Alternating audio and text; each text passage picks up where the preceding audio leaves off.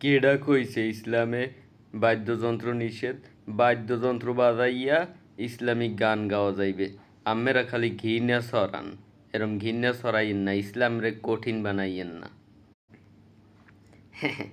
আমাদের এই হিজাব আসলে ম্যান্ডেটরি বিষয় না, হিজাব কোনো বিষয় না, ওটা ব্যক্তি স্বাধীনতা। ওটা যার যা ইচ্ছা হে সেইটা হরবে, এটা মোরা কোনো বাধা দিই না, কোনো ব্যক্তি স্বাধীনতা ব্যক্তির উপর ছাইড়ে দিই মোরা। যার ইচ্ছা হে হরবে, যার ইচ্ছা নাই হে হরবে না, এটা কোনো বিষয়ই না। কালেমার পতাকা লইয়া ওরা মিছিল মিটিং করে, ওরা হয়েছে গঙ্গি গঙ্গি।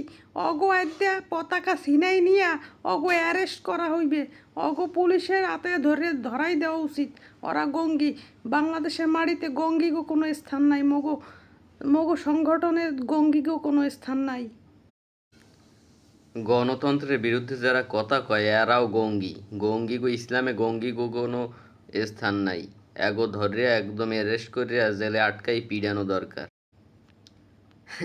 আসলে কি কমু, এইটা আবার ইসলামী সংগঠন, এটাই বাস্তব। হা হা হা, আই হেট ইউ।